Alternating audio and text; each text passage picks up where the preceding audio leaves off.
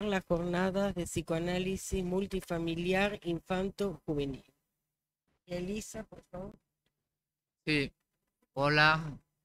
em, para mí es un honor y una alegría estar presentando el psicoanálisis multifamiliar infanto-juvenil acá en la Asociación Psicoanalítica.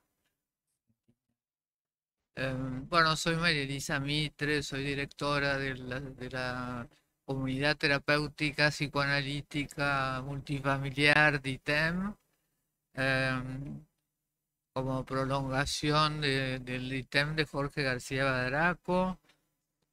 Soy psicoanalista didacta y bueno, voy a presentar primero al Hospital San Martín de los Andes, Ramón Carrillo, Centro de Equipo, doctora Mariana Sandoval, psiquiatra infanto-juvenil.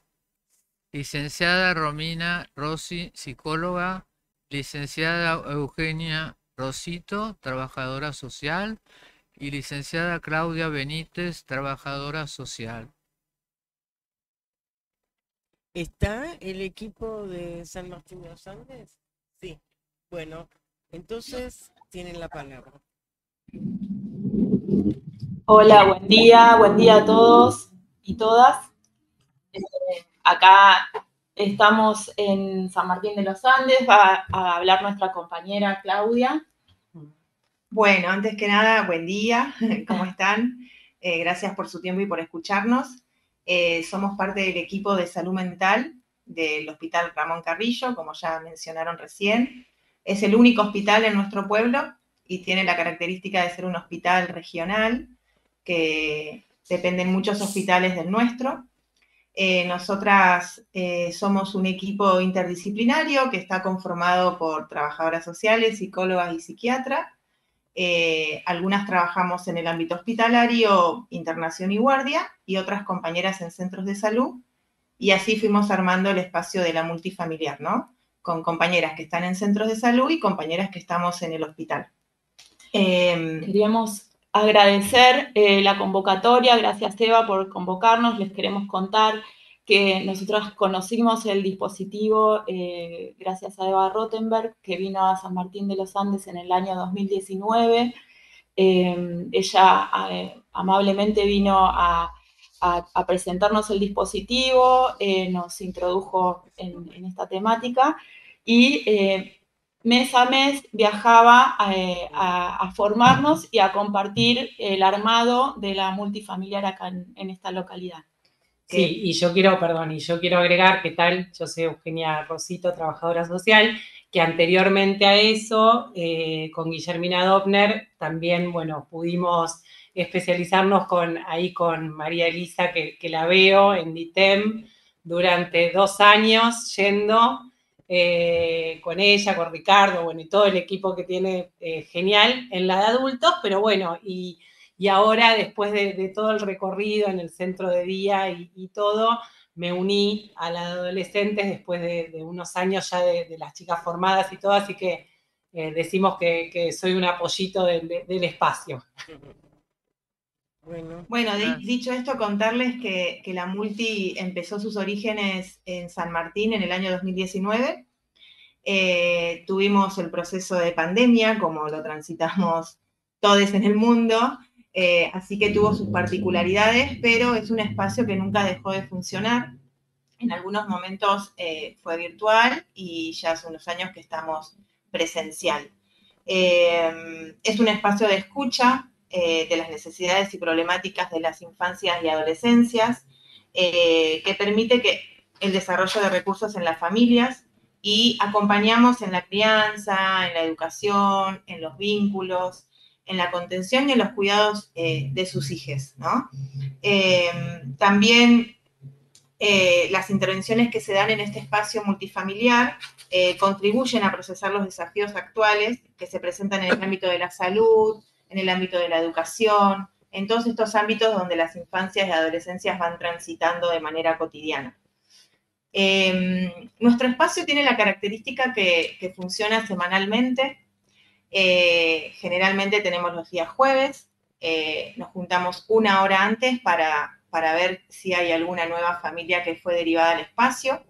Generalmente las derivaciones se dan por diferentes centros de salud o también por el hospital, con nuestros compañeros que trabajan. Nosotros en San Martín tenemos 7 centros de salud, donde hay duplas psicosociales, y el hospital. Entonces, pueden derivar a este espacio, nos avisan a las coordinadoras y ese rato antes de inicio compartimos si hay alguna situación nueva. Bueno, es semanal, tenemos reglas en este espacio y algunos criterios de exclusión también. Siempre trabajamos con las familias que cuando empiezan a participar, lo ideal es sostener mínimo 4 o 5 encuentros para poder generar el vínculo, que conozcan de qué se trata el espacio, porque a veces hay resistencias, son las menos, la verdad es que nos sorprende un montón porque generalmente se van sintiendo cómodos desde el inicio, pero siempre decimos que es importante la regularidad, ¿no? Que nos permita conocernos. Y después también el tema de la exclusión, generalmente es cuando quizás hay situaciones judicializadas que llegan un montón al hospital. Entonces, cuando hay medidas cautelares o de protección que se cruzan en las familias, eso lo tenemos muy en cuenta también de que no se produzcan esos encuentros en ese espacio. No sé si hay algo más, pero creo que no. Está bien. Después es muy importante y hacemos mucho hincapié en la confidencialidad en el espacio, ¿no? Que para nosotros es el eje y es lo primordial. Lo que hablamos en ese espacio queda ahí.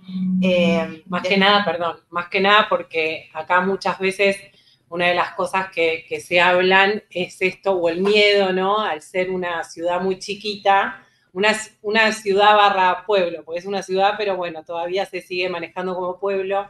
Entonces, un poco de las resistencias son esas, ¿no? De, en grupo, pero ¿cómo? Y si el otro es mi vecino y se entera. Entonces, el tema de la confidencialidad siempre lo marcamos mucho para, bueno, generar tranquilidad en la gente que asiste. Después siempre trabajamos que hay que hablar desde la propia vivencia, ¿no? Sin dar consejos, sin dar juicios de valor. Sin opinar sobre el otro, sobre la vida del otro. Esto nos parece que es fundamental porque genera la confianza como para que las personas puedan empezar a hablar de aquello de lo que están sufriendo, ¿no? De lo que les pasa. Y generalmente se genera un clima de mucha solidaridad entre unos y otras personas y se escuchan y cada uno se siente resonado en aquello que cuenta el otro y eso permite digamos, acelerar procesos que por ahí en un espacio individual nos lleva mucho más tiempo y por el hecho de que esa persona cuente algo y otro se sienta resonado e identificado en lo que está contando otro, los ayuda a poder pensarse en su propia problemática, ¿no? Y ahí se animan a hablar. Generalmente nosotros, cuando hay mucha resistencia de la gente a venir a un espacio grupal, nos pasa que les decimos, bueno, los primeros encuentros vengan, siéntense y escuchen, que ya el hecho de escuchar, eso lo entendemos como terapéutico, y enseguida esas personas que digamos, aportaban mucha resistencia a venir, enseguida empiezan a hablar, porque se sienten resonados y se sienten identificados en eso que le pasa al otro. Sí, y generalmente pasa mucho en los primeros encuentros más con las adolescencias que no hablan, pero sí hay miradas, ¿no? También hacemos mucha observación en lo corporal, en los gestos, en la manera de sentarse, no solo en la palabra y lo dicho, sino que también el cuerpo habla por sí solo y es mucho material que nos da estando en intercambio con otros en la ronda, le decimos nosotros, que siempre nos sentamos en ronda. Bueno, después, hay tantas cosas para decir que a veces es difícil hacerlo cortito, pero bueno, vamos a hablar un poquito de los lineamientos que tenemos en el dispositivo, vamos a nombrar algunos.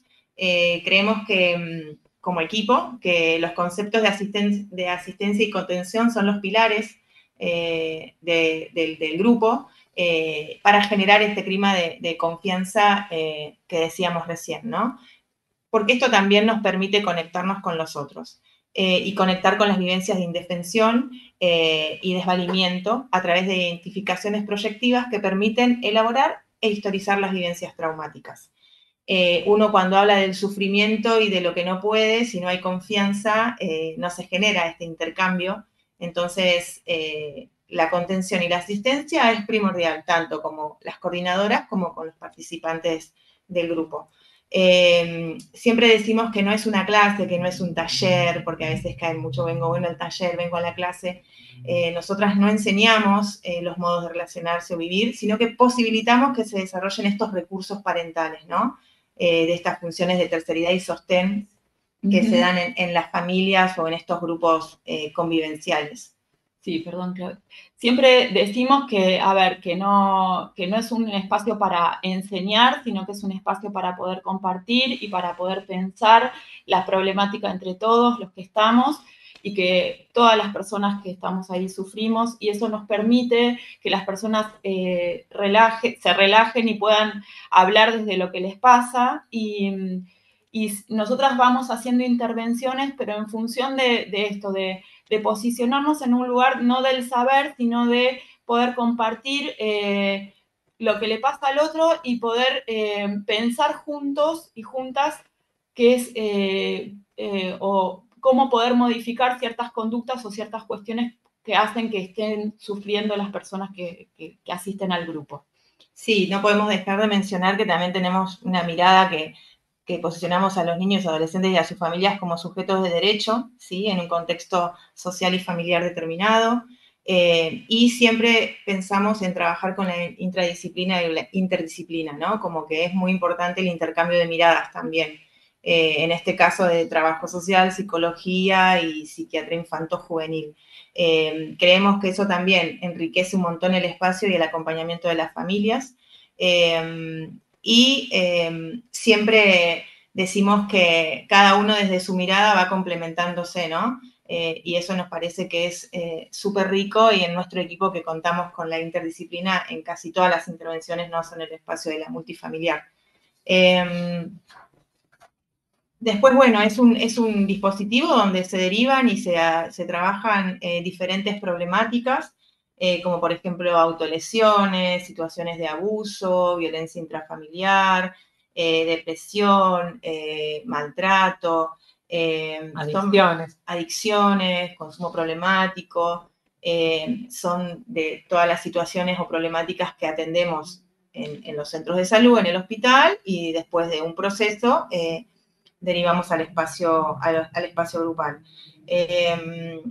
Seguramente nos olvidamos de otras que también participan del espacio, pero estas son como las que más resuenan. Sí, cuestiones de trastornos de la alimentación también.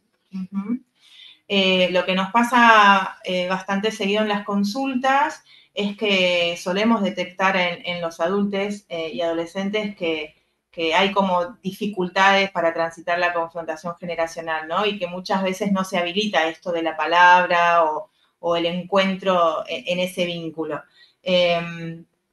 Y esto, bueno, creemos que es imprescindible para el pasaje de la dependencia relativa a la independencia.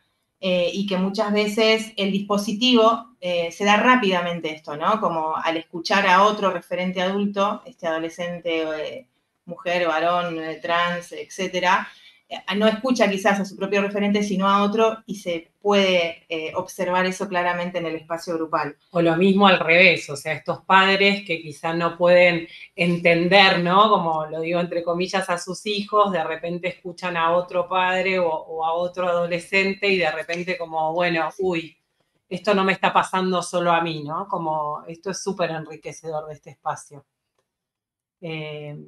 Nada, y un poco volviendo capaz un poquito a lo anterior que decían en esto del resonar, también, y en esto de no ir a dar cátedra, también nos pasa mucho de nosotras mismas como coordinadoras, resonar en ese espacio y poder compartir también, ¿no? Qué es lo que nos está pasando.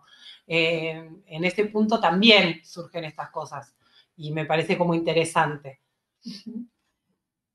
Sí, hoy, por ahí anteriormente, o en el tema anterior, también hablábamos de esto de que digamos, no es un espacio para enseñar a cómo vivir o a cómo criar, sino que se trata de un espacio donde fortalecer los recursos yoicos, digamos, ¿no? Que cada familia los tiene o están de alguna manera diluidos y entonces en esos espacios, a través de las distintas vivencias y lo que van contando y relatando las distintas familias,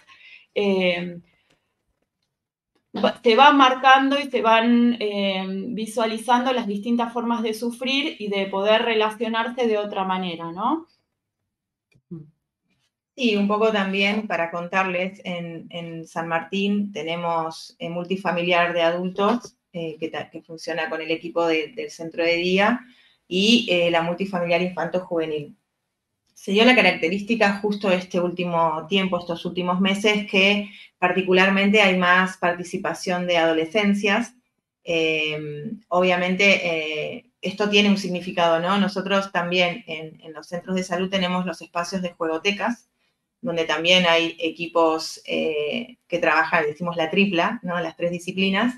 Entonces, se van armando como diferentes espacios para la atención de las infancias y adolescencias, ¿no? A través de juegotecas, ludotecas, espacios individuales y la multifamiliar infanto-juvenil.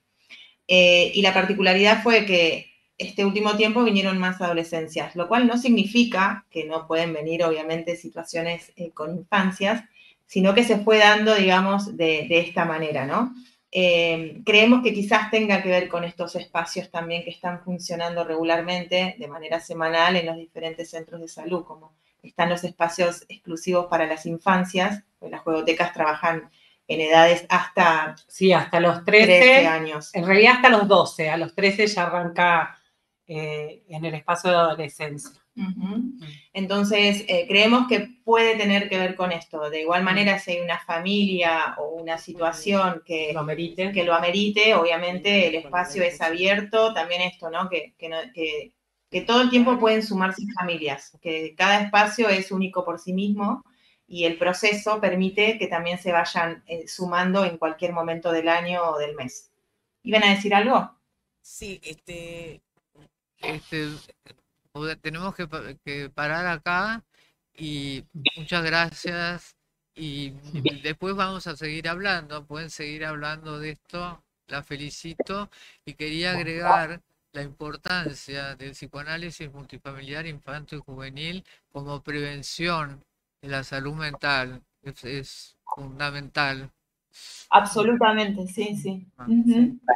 Muchas gracias. Gracias. Gracias a ustedes. Bueno, ahora vamos a hablar el Centro de Terapia Interfamiliar de Elche, España. Título: Terapia Interfamiliar, de la terapia de la familia a la terapia. Equipo: Javier Sempérez, que tenemos el gusto de tenerlo acá, está en España, psiquiatra, director del Centro de Terapia. Bueno, Javier, ¿estás ahí?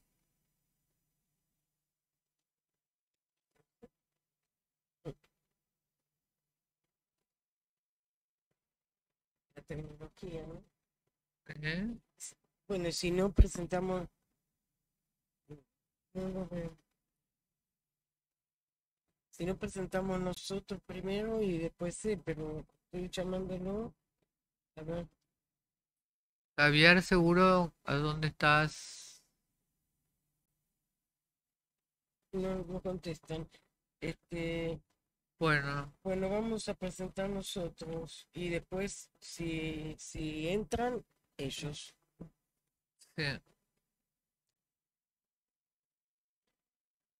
Bueno, ahora la Escuela para Padres Multifamiliar, el Servicio de Dermatología del Hospital de Niños Ricardo Gutiérrez, equipo de licenciada Eva Rottenberg, de la Asociación Psicoanalítica Argentina, doctora Vilma Torrellán, APTEVA, y licenciada Marcela Madariaga, Escuela para Padres, México. Bueno, buen día a todos, es un gusto estar acá con ustedes. Yo quiero contarles que empecé la escuela para padres multifamiliar hace muchos años, presencial en el Hospital de Niños Ricardo Gutiérrez. Y un poquito antes de la pandemia, pasamos a estar online, pasamos a otro consultorio y luego online. En este momento estamos online, pero con familias y niños y adolescentes, no solo del Hospital de Niños, sino de otros hospitales y de otros países también. Vamos a pasar una foto para mostrarles un poco, se hagan una idea de cómo es. ¿Ven? Se juntan los niños alrededor de un escritorio con lápices y hojitas, alrededor las familias. Pasamos a la otra. ¿Ven? Estaba siempre lleno de familias. A veces no había ni una silla, pero igual entrábamos todos. También venían los médicos pediatras, los estudiantes de la carrera de psicología, de la cátedra de Jorge Ulnik de psicosomática, y en un momento la dirección del hospital dio la indicación de que los pediatras hicieran una pasantía por la escuela para padres. Pasamos otro dibujo. Bueno, ven, niños y adolescentes de todas las edades con sus padres y madres. Bueno, cada niño tiene su historia. Los niños dibujaban y ven, y los niños se expresan con múltiples lenguajes, con el dibujo, con el cuerpo, con las somatizaciones, y todos los niños asociaban. Por ejemplo, este dibujo, los padres decían que era del Pokémon, pues sentían mal ver un dinosaurio inmenso. Algunos ni entendían los dibujos, con un niño en la horca y con esos dientes amenazantes. Pero cuando los niños empezaban a hablar y decían que ellos se sentían así en el colegio por el bullying o en otras circunstancias, los padres comenzaban a comprender. Los niños asociaban y asocian libremente acerca de los dibujos de todos. Pasemos al otro. Bueno, no importa, entonces lo sacamos, ya está.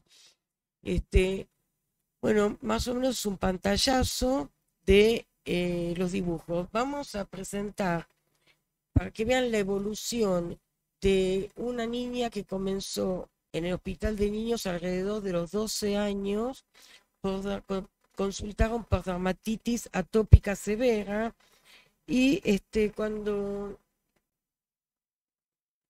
la familia consulta por una manifestación psicosomática, no entienden por qué los llevan, les indican la escuela para padres multifamiliar, que funcionaba dentro del mismo servicio de dermatología pediátrica. Entonces, es muy importante, como decía ya Platón, la necesidad de considerar la medicina de modo integral y no solo de la parcialización. A partir de que los pediatras, y además yo coordinaba con Silvia De Francesco, una médica pediatra dermatóloga, empezaron los pediatras a comprender de qué se trata lo emocional en las manifestaciones psicosomáticas, porque ellos decían, lo emocional es un ítem más.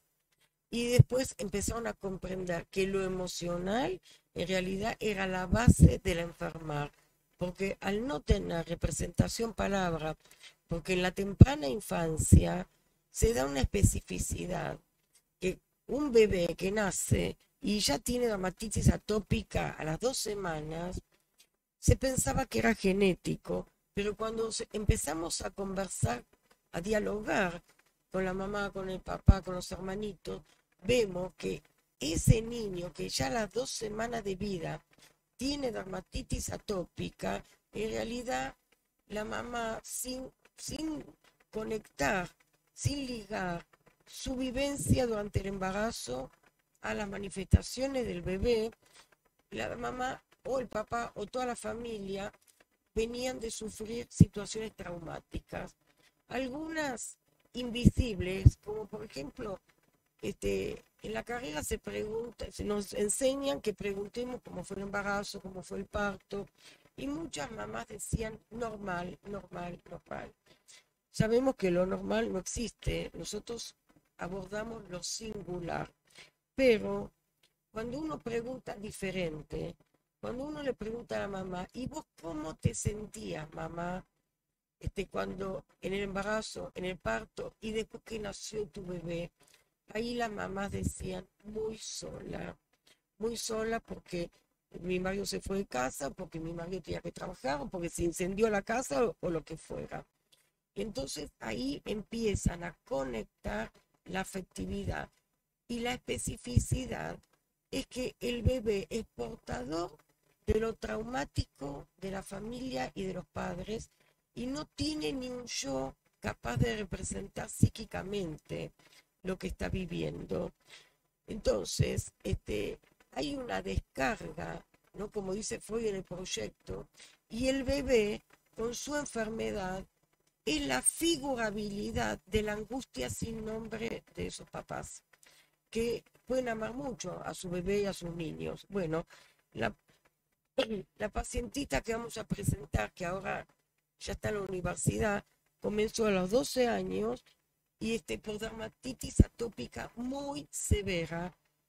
La particularidad es que la mamá y el papá hablaban por ella, la bañaban, la vestían, no la dejaban tocarse el cuerpo porque decían que se iba a lastimar las heridas de la dermatitis atópica. Y bueno, esta niña también sufría bullying en el colegio, porque imagínense que no sabía quién era ella, no podía hablar, no tenía voz propia, solamente era un cuerpo con su enfermedad. A partir de las otras intervenciones de otros niños, otros adolescentes, otros padres, poco a poco fueron confiando en que esta niña iba a poder sentir a su cuerpo como propio y no se iba a lastimar las heridas.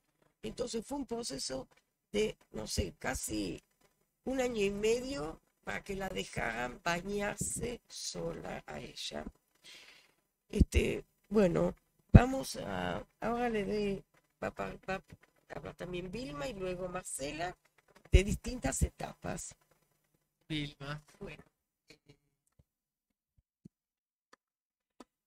yo voy a participar en la presentación de esta pacientita que hemos compartido junto con Eva y junto con Marcela Madariaga. Esta es la historia de una niña que desconocía la forma en cómo transmitir sus experiencias por una crianza, como dijo aquí María Eva, que se lo había impedido. Hoy día la joven es universitaria y forma parte de un grupo terapéutico, escenario de la continuación de sus progresos que comenzaron en la infancia y los que le siguieron.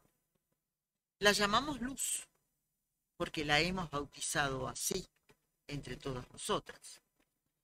Actualmente tiene ese diagnóstico de dermatitis atópica, quizás de rosácea crónica y de evolución tórpida, como pasa con este tipo de enfermedad. Nunca hablaba de eso, ni de sus sentimientos al respecto, ni de otros. Sabemos que no tenía las herramientas para hacerlo. Desde que retomo el grupo, que es online, ella solo expresaba las variaciones a través de expresiones faciales, que podían ser mal humor, enojo, antipatía. Tampoco se preocupaba de su apariencia, contestaba siempre que le preguntaban cosas. Algo hablaba.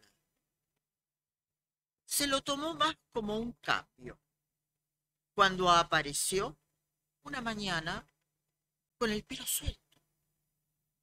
Me llamó la atención y le dije lo bien que le quedaba. Con esto cambié los tiempos y de un antes había entrado en una hora. ¿Y ahora vos qué sentís? Le pregunté. Y me contestó, una gran paz, que era evidente. Y así fundó ella su vivencia actual. Había descubierto el sentirse vista y no solo mirada. Y se sintió persona. Está cambiando su vida. Se siente acompañada. Pregunta y le preguntan. Decían o dicen y les decía. La vida adquirida por medio de la palabra hizo que todo cambiara en su diario transitar. La que traje era la chica de la rosácea. Hoy es la chica que sonríe porque está contenta. Habla de lo que le gusta o no, de sí misma o de los otros. Entonces, ahora ella es única. Todos somos únicos, porque somos diferentes unos de otros. La enfermedad está en lo que hace sufrir, lo que no está en evidencia. El dolor de no poder decir lo que no se sabe decir. Y hay que aprender a decir. Y no se puede sin otros, sin la compañía de otros. El grupo terapéutico en este caso, es un grupo de sostén que acompaña y permite que terminemos siendo nosotros. Por ahora, esto es todo. Y vamos a seguir. Gracias, Vilma. Ahora Marcela Madariaga. Sí. Hola, muchas gracias. Bueno, lo que yo les voy a compartir se llama Luz y sus sombras. Luz asistía al grupo intermitentemente. Lanzaba una pregunta desconectada de la conversación acerca de cómo leer a los demás, qué decir, qué hacer. El grupo de la Escuela para Padres Multifamiliar provee muchas transferencias posibles. Se notaban sus ausencias. Cuando volvía, la recibían y registraban diferentes miradas y poco a poco fuimos ganando su confianza. Luz dejó de faltar. Escuchaba más y un día nos dijo que ya no tenía miedo de que la creyéramos loca si nos contaba que había comenzado a ver sombras con forma humana detrás de algunas personas, principalmente amigos y exparejas, o en lugares donde era posible encontrarse con ellas. Ver las sombras le daba miedo y la hacía temblar. Esa sensación le permitió entender que, aunque aparentemente todo iba bien en el vínculo, en realidad algo andaba mal. Así pudo alejarse, por ejemplo, de una pareja que la manipulaba y con la cual no se sentía segura, según pudimos trabajar en el grupo a partir de vivencias compartidas.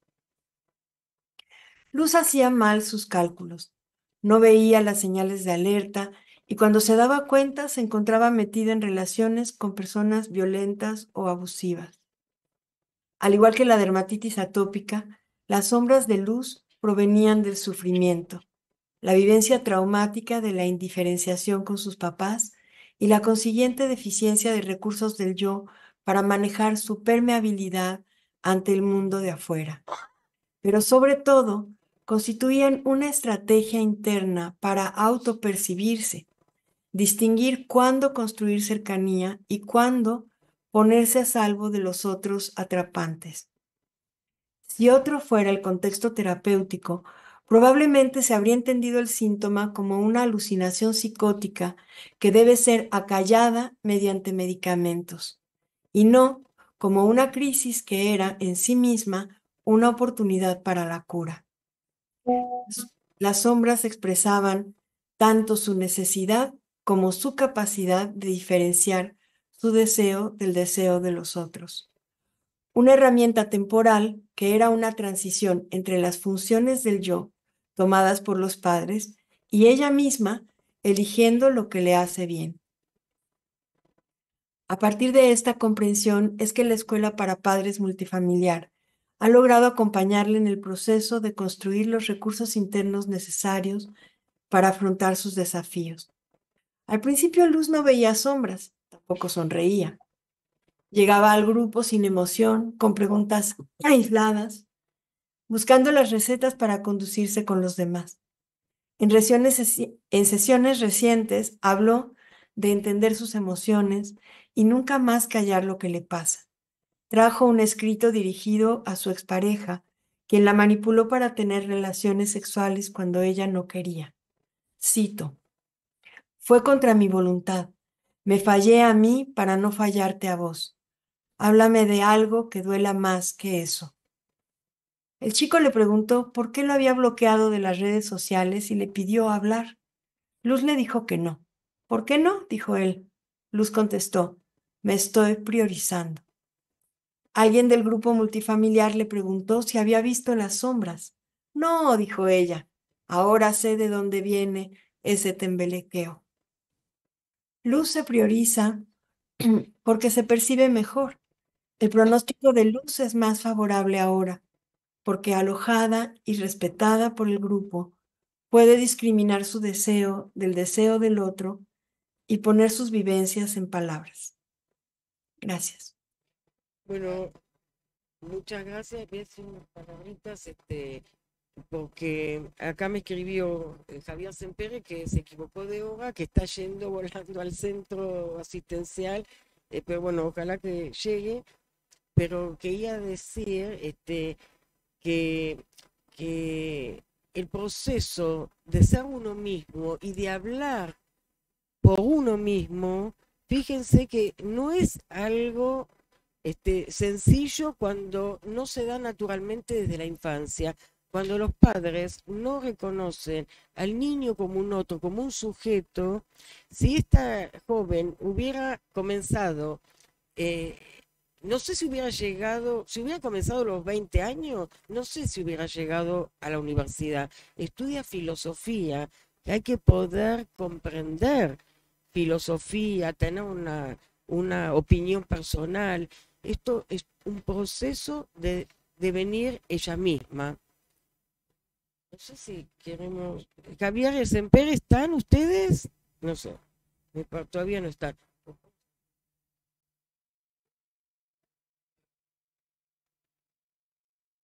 Podemos hablar, a ver, esperando a Javier, y si tienen, podemos intercambiar todo lo que estábamos hablando.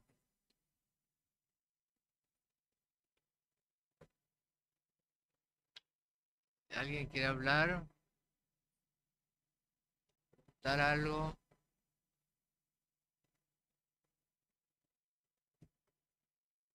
Sí. Silvia Picor. ¿Qué tal? Buenos días. Durante muchos años, 10, estuve coordinando una sede de la Escuela para Padres en los consultorios externos del Hospital Moyano. Y mientras estaba escuchando atentamente, recordé, y tiene que ver con esto de el proceso para los chicos de devenir personas, de devenir seres con conciencia de sí. En una reunión hace muchos años venía una madre que venía con 4 criaturas, un varoncito y 3 nenas. El varoncito, en la situación que recuerdo, en ese momento tenía 5 años, entre 5 y 6 años. La mamá era una mujer inteligente que estaba con los chicos en un parador.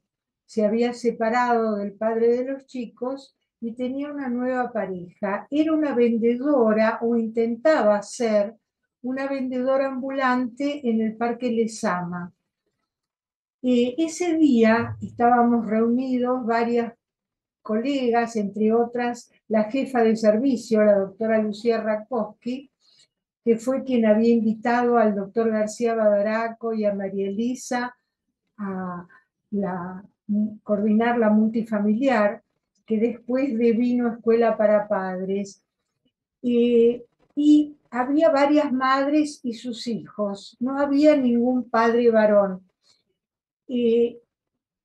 Esta madre entró y se la notaba airada, y en cuanto llegó y pudo hablar, dijo que era terrible porque lo que había hecho su nene de lanzarse al tráfico, que él no tenía límites, en fin, que no sabía, no tenía parámetros. Entonces todos nos empezamos a escuchar y a pedirle que contara cómo había sido la situación. Y lo que ella relató era, naturalmente, el Parque Lezama es un lugar rodeado de una avenida, Paseo Colón, y de calles circundantes con mucho tránsito. Yo me fijé en la expresión del chico que nos miraba a todas mientras estaba escuchando lo que su madre decía. Al entrar, la expresión que él tenía era de un chico que viene con una madre gritona, cosa que la señora era. A medida que fue observando la expresión de los que escuchábamos, fue cambiando y se puso serio. Yo me di cuenta de que por primera vez en ese ámbito, y dada la escucha respetuosa del grupo hacia su madre, se daba un ámbito en el que él podía darse cuenta de que él había corrido real peligro. Lo que la señora contó fue que su pareja actual lo había rescatado del tránsito y que lo había vuelto al lado de ella, en fin.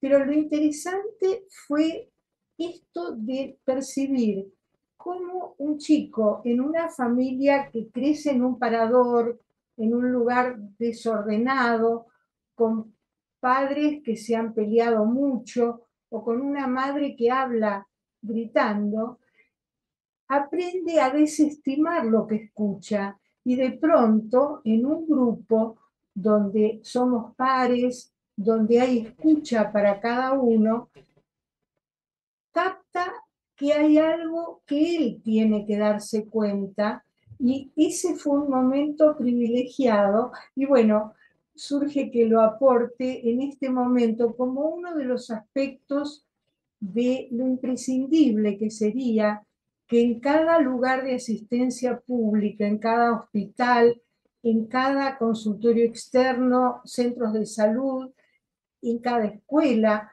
haya reuniones de escuela para padres, así como grupos multifamiliares para los adultos, en fin, de acuerdo con cada etapa etaria que lo requiera. Gracias. Gracias, Silvia. Ahora me parece que llegó Javier. Sí, Javier. Sí. Hola, Javier y Claudio también. Hola, Javier. Y Claudio. Hola, Buenos Y Claudio. días. Claudio. hola, Disculpad, yo soy Claudio.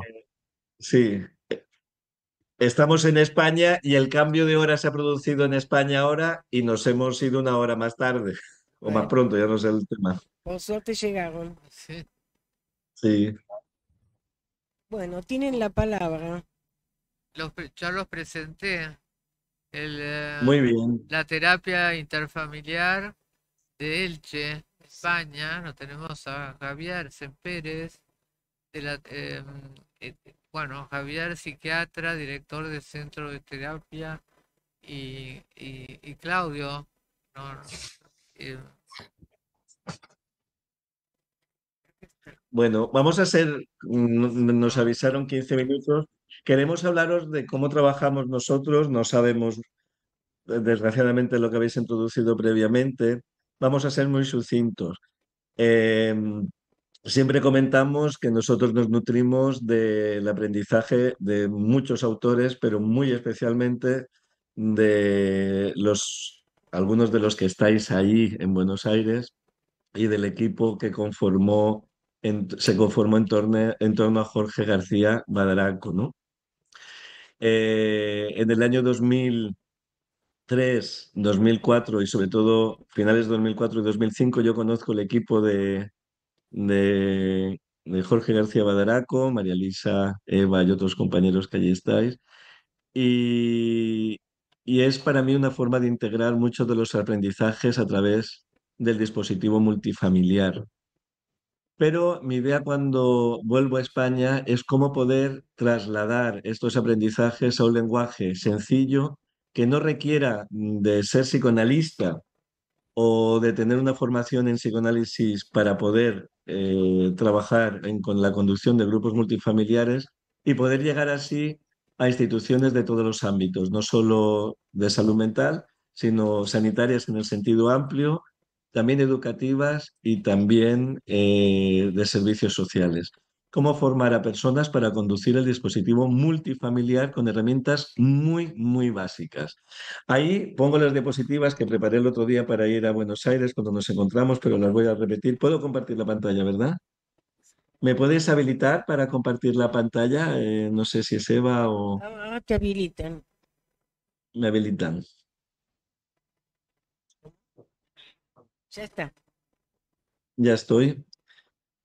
Sí, Bueno, como digo, se ve, ¿verdad? Sí, se ve. Sí. Bueno, las diferencias en lo común titulamos porque creo que lo que trabajamos es muy similar, aunque utilicemos a veces un lenguaje o una metodología un tanto diferente en algunos aspectos. Por eso hablamos de las diferencias en lo común, ¿no? Sabéis que Badaraco nombra a Peter Laquer como el introductor de la terapia multifamiliar a nivel de descripción del modelo en Estados Unidos, en Nueva York, en un hospital psiquiátrico.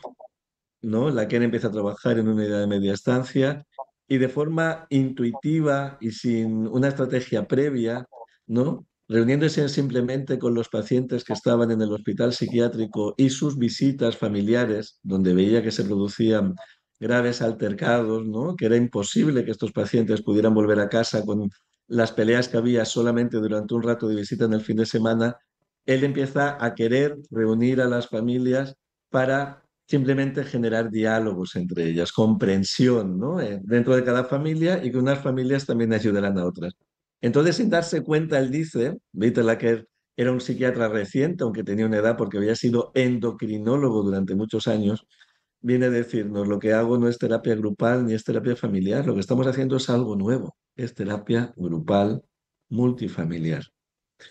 A partir de ahí surgen otros autores, entre los que destacaremos obviamente a Jorge García Badaraco, que desde su técnica, aprendizaje, modelo psicoanalítico, construye toda esta entidad que llamamos psicoanálisis multifamiliar y de la que obviamente no hace falta que entremos más, ¿no? Y a partir de ahí, fijaos, hay muchas personas que trabajan en grupos multifamiliares o han trabajado con distintos nombres para su forma de trabajo en el grupo multifamiliar. Entre ellos aquí estamos nosotros en España, ¿no? Pero siempre presente el modelo multifamiliar de psicoanálisis multifamiliar badaraquiano. Bueno, ahí, ¿no? Que ha sido nuestro inspirador.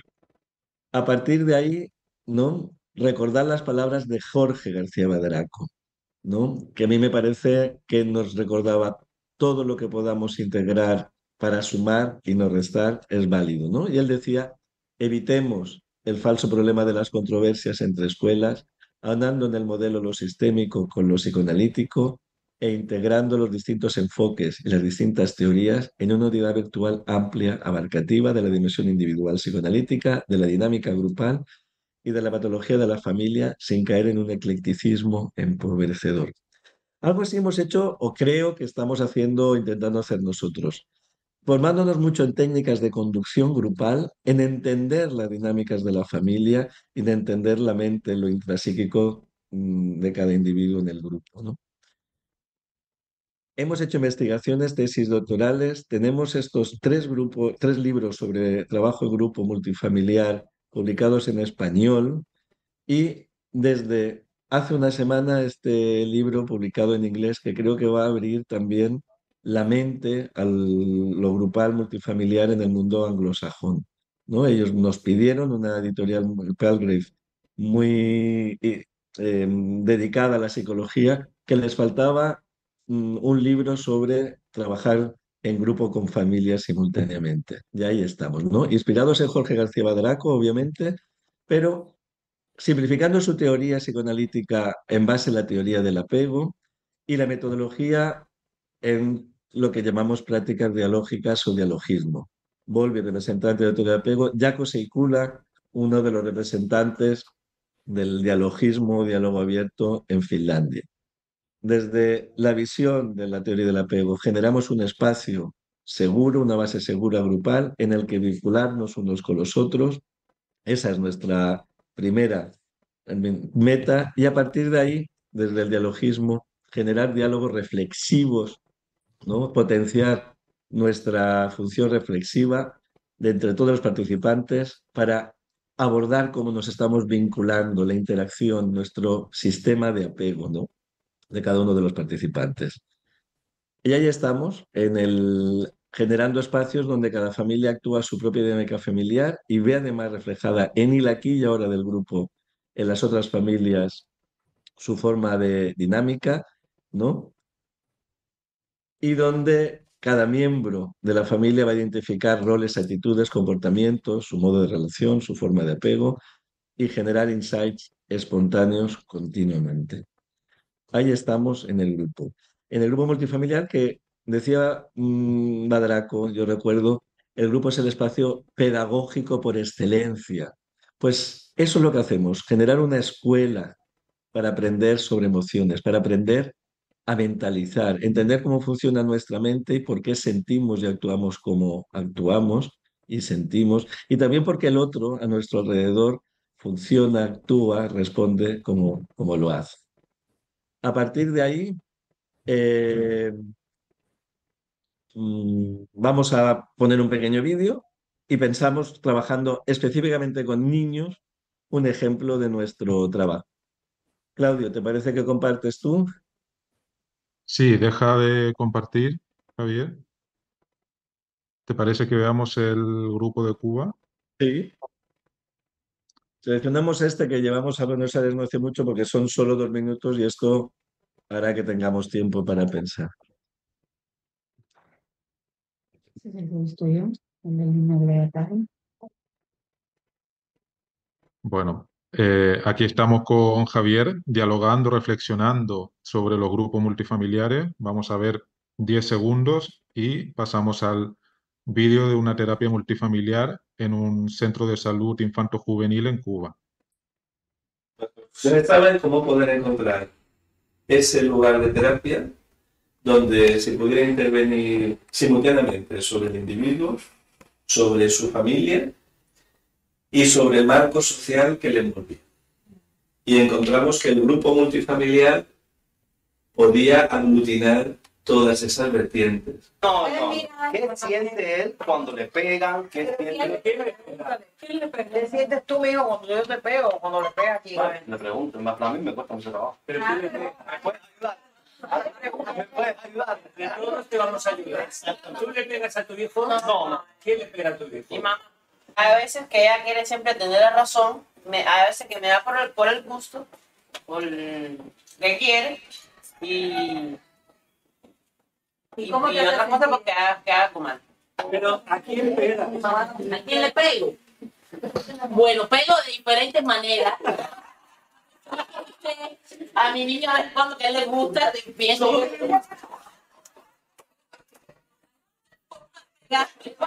Cuando tú preguntaste, contestó y a mí me gustaría que lo trajeras aquí cuando dijeron ¿qué pega? ¿Qué tú dijiste? Pudiera pegar más. ¿Y cómo tú sientes? ¿Cómo tú te sientes cuando tu mamá te pega? ¿Qué sientes? Rabia. A mí no me pegan, me pegaron muchísimo. Durante toda mi infancia y adolescencia recibí maltratos que es verdad, mi mamá, a ver, no tenía razones y a la misma vez tenía. Ella era así por cosas que sufrió, por cosas que pasaron e influyeron en ella y que es fuerte conmigo. Pero yo pienso que nunca hay razón para pegar. Porque a mí me cogieron, como decía el niño, una pelota antiestrés. Cada vez que mi mamá se sentía mal por algo, descargaba conmigo. Y yo no era un objeto para expresar rabia. Ella sí sufría, pero yo no tenía por qué recibir eso de ella. Y yo decía, ¿por qué mi mamá hace eso conmigo? Yo no le he hecho nada. Porque si mi papá la maltrata, ella me maltrata a mí para liberarse. Yo creo que la violencia no es una forma de poner respeto, lo que se impone es miedo. Porque eso es lo que estoy haciendo ahora con mi mamá. Que no puedo ni acercarme a hablar con ella porque tengo miedo de la reacción que vaya a tener. ¿Y cómo te trata tu chico? Que eso no es justificación para regañar a un muchacho, porque por causa de los maltratos de mi mamá y mi papá, hoy por hoy yo soy muy agresivo. Las personas me molestan, no confío en nadie. Vine a la consulta porque tengo problemas de ansiedad, de depresión, de agresividad. Incluso con ella me he portado agresivo porque pienso que ella me quiere ayudar, pero pienso que quiere hacerme daño. Entonces, eso no es justificación para maltratar a un muchacho, porque lo que hace es empeorarlo, convierte en, como diría yo, empeora todo. Porque él lo ha dicho, te llena de rabia, se convierte en un ser rabioso. Como los perros que les han pegado, luego vas a acariciarlos y te muerden.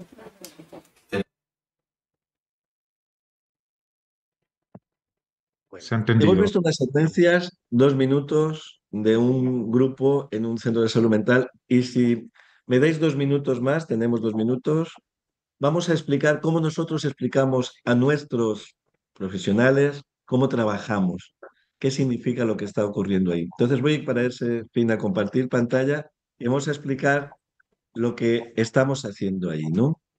Se ve mi pantalla, ¿verdad? Sí. ¿Se ve? Sí, sí.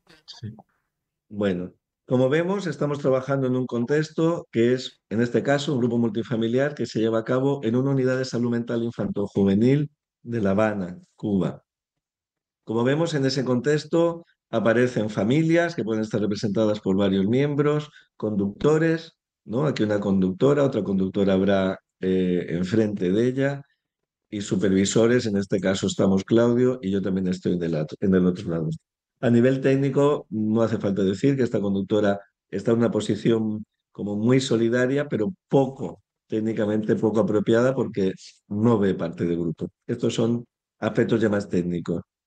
El grupo que se presenta con unas normas básicas, nosotros siempre tenemos unas normas básicas para encauzar la comunicación, turno de palabra, confidencialidad, grabación de la sesión. Empieza con un padre que le acompaña, por cierto, su pareja actual y su hijo, hablando de una narrativa de maltrato. Alguien maltrata a mi hijo. No sé cómo hablar con mi hijo sobre el maltrato que sufre, ¿no? En una comunicación que se produce además entre miembros de la familia, yo no sé cómo hablar contigo, hijo, quién te pega. Hemos hecho un recorte, pero es lo que aparece en ese diálogo dentro de los miembros de la familia. Y él además pregunta, ¿me pueden ayudar?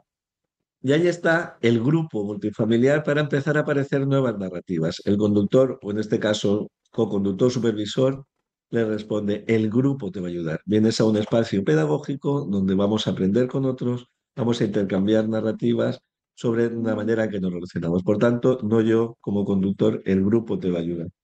Ahí empieza un diálogo ya entre las familias, interfamiliar, ¿no? Donde otras personas preguntan, ¿no? No las hemos puesto obviamente todas, pero sí rescatamos el de otra madre que viene con su hijo y que dice, yo también pego a mi hijo. Y además con una cierta sorna, ¿no? Dice, no está de más pegar a los hijos, a él le gusta que le pegue, etcétera. Aún así, la conductora, de forma yo creo que muy sabia, pregunta, ¿qué te hace sentir? Llevando a la emoción esta razón un poco casi burlesca sobre el maltrato. Y el chico responde, a mí me hace sentir rabia, siento rabia, ¿no? Esto conecta a otra persona en el grupo, a otra familia, en este caso esta adolescente, que también se conecta, ¿no? Yo también siento rabia. Mi madre también me pegaba, ¿no? El maltrato también me afecta a mí. Como vemos, es una joven con una capacidad de mentalización bastante grande, explica. Mi padre le pegaba y mi madre la rabia la descargaba conmigo, ¿no? En ese efecto vasos comunicantes, ¿no? Y el conductor que ha estudiado teoría del apego o que sabe que hay una transmisión transgeneracional y una respuesta o resultado de determinados modelos de apego, pregunta, ¿y tu pareja cómo te trata? ¿Cómo es la relación con tu novio? Que también viene con ella y que también es atendido en el centro de salud mental. Y el chico, que obviamente también tiene una buena capacidad de mentalización, fijaos, él habla de, por culpa de yo haber sido maltratado por mis padres, ahora voy por el mundo pensando que todo el mundo va contra mí. Y también cuando mi novia trata de ayudarme, yo pienso que va contra mí y acabo maltratándola. Se cierra el círculo del maltrato, ¿no? Él acaba pegando a su novia. Por tanto, ahí es donde yo dejo caer ese ejemplo, esa metáfora del perro rabioso, ¿no? Le pegaron, llora, van a acariciarlo y muerden. El chico con la cabeza dirá, sí, sí, ese soy yo, un perro rabioso.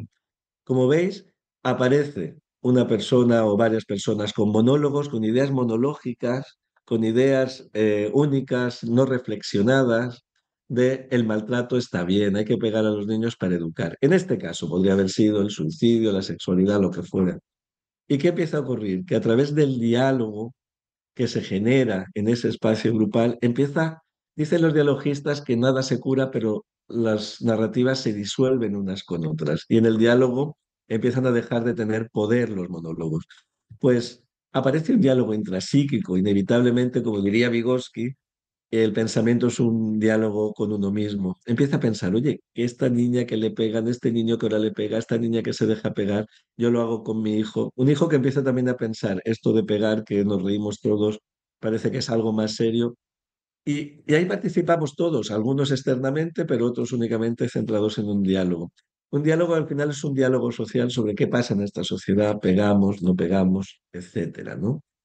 Ahí se resumiría de forma muy sucinta el intercambio narrativo, lo que está pasando en la comunicación, en cómo en ese espacio abierto cualquier temática, temática que aparece, temática que en un efecto dominó nos va tocando unos y a otros, y donde desde el yo, desde la vivencia, desde la experiencia, y no desde el consejo ni la interpretación, empezamos a analizar y a generar narrativas nuevas, a disolver monólogos y a través del diálogo generar nuevas ideas, ¿no? Es muy sucinto, un resumen muy resumido del trabajo que desarrollamos. Generalmente, sobre todo en trabajo con niños y adolescentes, pero también con sus familias, con lo que al final trabajamos con todo el arco social.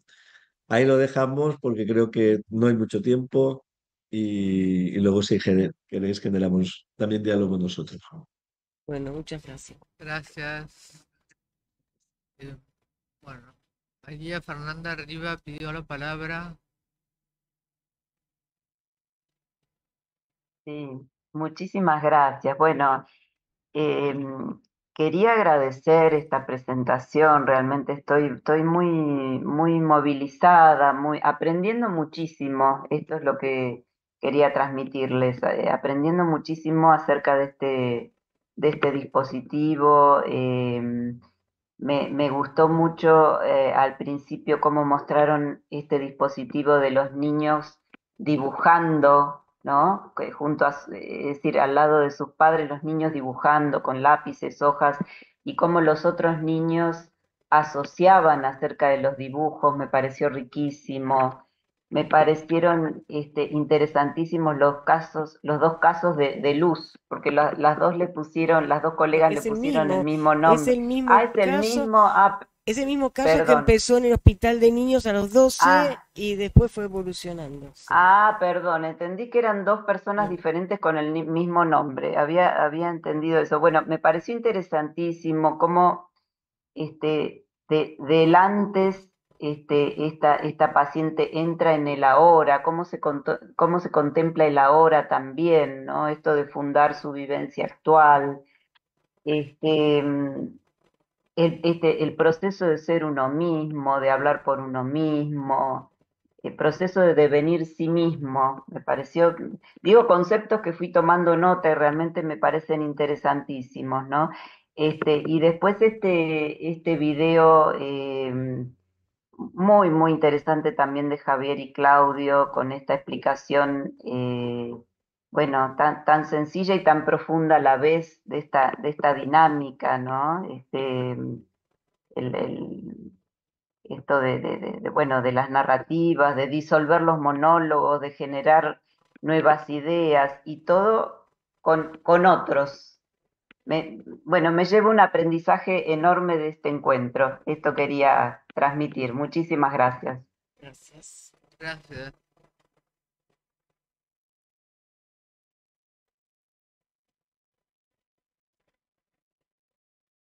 Yo quería, ya que no sé, para decir unas palabras, creo que que los tres equipos hemos mostrado de distinta manera la importancia de el trabajo del psicoanálisis multifamiliar infanto-juvenil para trabajar en la prevención y además también en el tratamiento, porque vimos pacientes psicosomáticos que no tienen representación palabra, hay niños psicóticos, hay niños que vienen con diagnóstico de Asperger, bueno,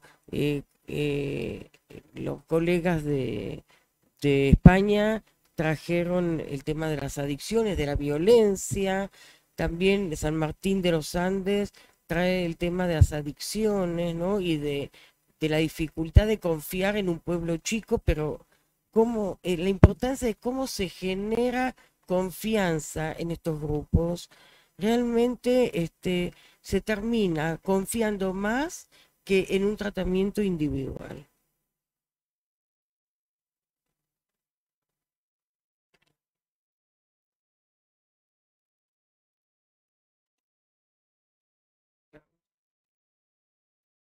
Bueno, yo también me gustó muchísimo escucharlos a todos. Javier, que hayas venido de Elche, bienvenido. Me gustó muchísimo lo que nos mostraste. Y San Martín de los Andes, un placer. Me acuerdo cuando empezaron y que venían a la clínica. Me parece fantástico que sigan y que hagan todo lo que están haciendo para esta prevención de la prevención de la salud mental, ¿no? Y cada vez le doy más importancia y valoro más, porque nosotros hacemos terapia de adultos todos los días en la clínica. Todos los días hay terapias de psicoanálisis multifamiliar, pero por supuesto, si hubieran asistido a grupos de prevención, no estarían ahí.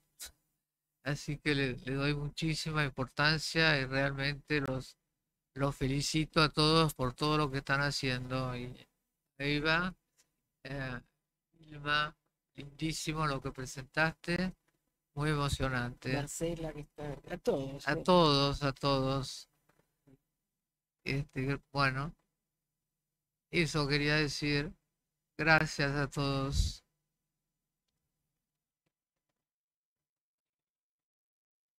Yo quería decir que si nosotros trabajamos con los conceptos de inconsciente, de que, es decir, las familias no son malos, entre comillas, malos padres, porque no quieren a sus hijos, no, sino porque no tienen vivencias ellos mismos de haber tenido vínculos empáticos, vínculos donde lo respeten como un otro.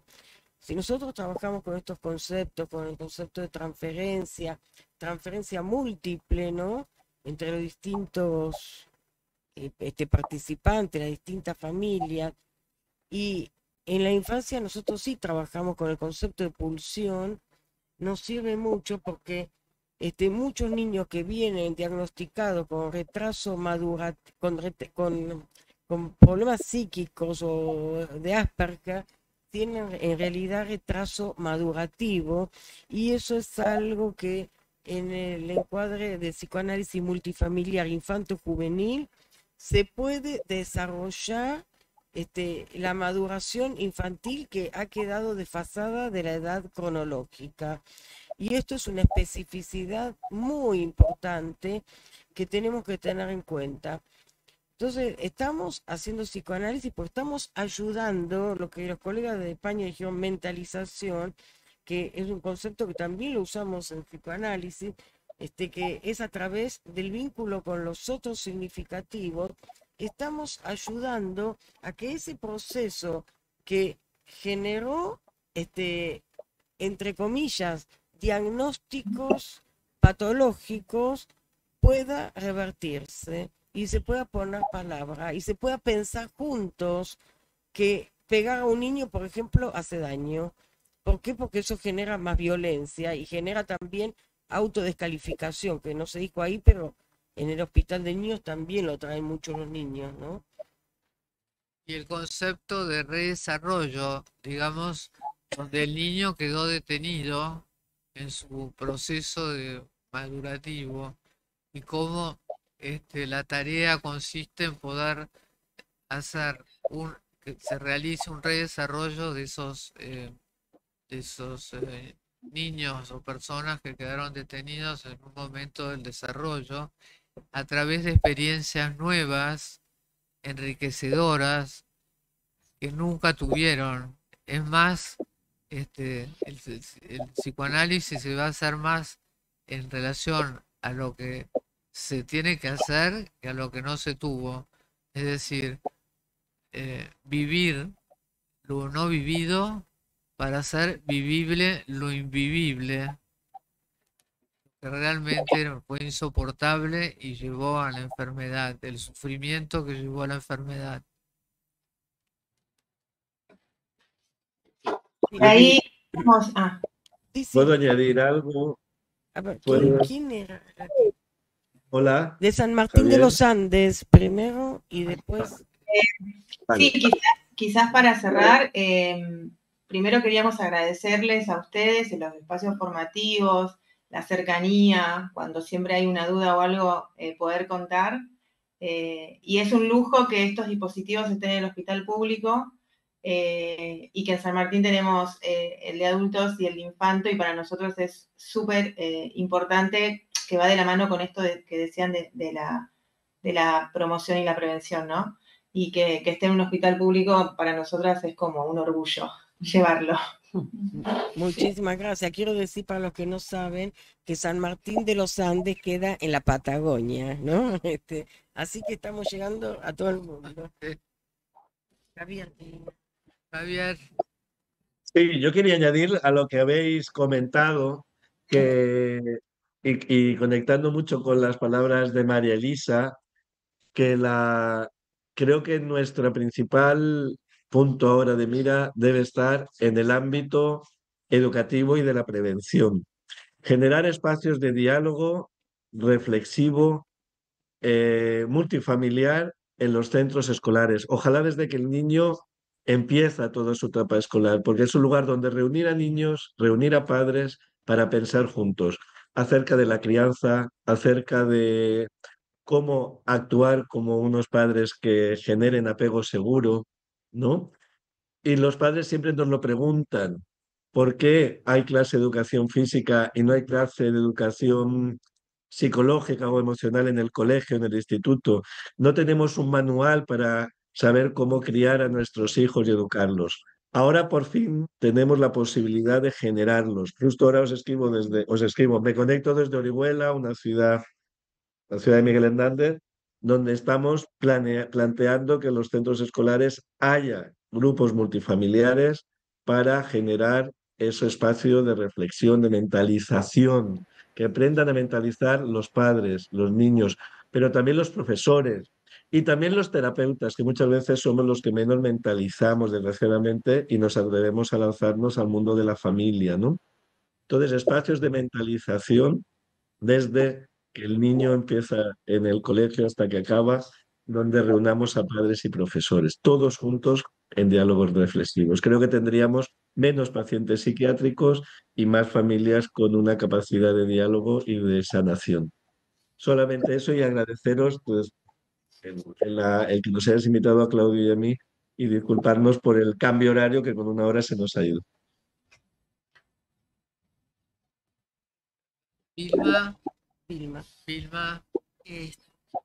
A mí me encantaría dedicarle apenas unas poquitas palabras, ¿no? A todo lo que uno aprende de los pacientes, lo que significa para nosotros la generosidad de toda esa gente que viene y habla de cuánto sufre y de cómo es y cómo sienten casi el milagro de sentir que empiezan a dejar de sufrir. Y resulta que uno descubre que también le está pasando a uno eso, y que uno está aprendiendo eso que nunca había aprendido con esa intensidad. Y qué maravilloso descubrimiento. Cuando yo le digo a la paciente, qué lindo te queda el pelo suelto, yo no me atrevía primero a decírselo, pero al mismo tiempo dije, pero ¿por qué no se lo voy a decir? Si es lo que me está pasando.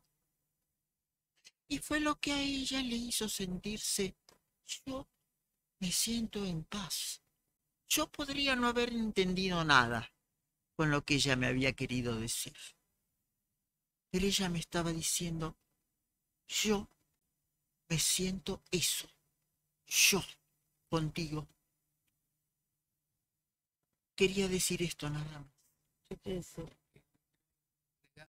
Agregar, gracias a lo que dijo Vilma, el concepto de espontaneidad que tan presente lo tenía Jorge, como que los pacientes graves pueden empezar a recuperar la espontaneidad que fue vedada por los adultos, y en la medida que pueden empezar a compartir situaciones traumáticas que nunca fueron compartidas y a ser escuchados, y que realicen que estamos todos con un interés genuino y atentos a todo lo que nos están diciendo, cosas que a través de nuestras miradas, de nuestro tono de voz, de una forma en que les hablamos, cosa que no les ha sucedido en la vida, que fueron criados seguramente en situaciones de violencia o lo que sea.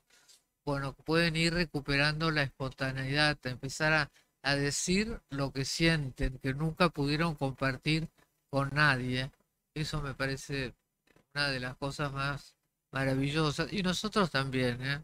Así es. Yo quería decir que, bueno, el tema de la violencia en la infancia, ¿no? Lo que trajeron los colegas de Elche, que yo creo que es muy frecuente la violencia. ¿Por qué? Porque los padres sienten impotencia frente a la falta de deseo de los hijos, y no se dan cuenta que ellos tienen algo que ver en esa falta de deseo de levantarse, de lavarse de los dientes, de querer ir al colegio, de querer estudiar, y no tienen recursos yoicos, no tienen vivencia los padres de haberse sentido valorados y respetados. Entonces creen que a los golpes van a despertar la voluntad de los niños, van a hacer que obedezcan sin darse cuenta que los están enfermando. Todo esto es psicoanálisis y tenemos que trabajar desde temprano, desde la infancia, porque así como se dijo, creo que en los 3 grupos, y acá estamos de acuerdo, en que si no se trabaja desde temprano y de esta manera, que los padres puedan comprender y que los niños se puedan expresar, van a seguir habiendo enfermos mentales y sociedades enfermas, porque vivimos en sociedades bastante enfermas. Yo estoy muy contenta de esta mañana, de estar en APA y que con tanta gente interesada y pensante, gente pensante y amigos. Y gracias por todas las presentaciones, muy interesantes, muy. San Martín de los Andes, no puedo creer, chicas, cuando vinieron hace años a aprender y ahora todo lo que han desarrollado me emociona mucho. Yo fui 2 años, todos los meses creo que iba, todos los meses hace durante 2 años, sí. Sí, la verdad Sí, es una sí. alegría. La verdad que muchísimas gracias por todos los aportes, por la formación, por el acompañamiento. Bueno, estamos realmente muy, muy agradecidas acá en San Martín. Y bueno, queríamos resaltar que continúa la multifamiliar de adultos en el centro de día, continúa la multifamiliar de niñeces y adolescencias, ahora más principalmente de adolescencias, pero resaltar el carácter preventivo de, digamos, de la salud mental que tiene la multifamiliar y qué importante es, digamos, poder trabajar las violencias en esos espacios que tanto daño hacen y permitir desarmar, digamos, sobre todo en la de niños y adolescencias, ¿no? Digamos, de permitir desarmar ciertos diagnósticos en forma de etiquetas, digamos, donde se puede trabajar esto en una multifamiliar y poder desarmar eso que a veces se coagula, porque, bueno, tener en cuenta que los niños y adolescentes tienen su psiquismo en estructuración, en formación, ¿no? Y poder ir desarmando, ir viendo de dónde vienen esos padecimientos y que tienen que ver con estas interdependencias subjetivas, digamos, en una familia, de un sistema, de dónde viene, poder entenderlo, que si un niño sufre, no sufre porque algo trae solo, sino que porque convive con otros y porque se relaciona con otros, ¿no? Digamos, qué importante esto, ¿no? Así Bueno, es. muchas gracias. Bueno, damos oportunidad. Bueno, Me cuesta irse. Sí. Bueno, muchas gracias y nos vemos. Espero que nos veamos pronto en otro encuentro así. Abrazo. Muchas gracias. Adiós. Adiós. Adiós. Hasta luego. Gracias.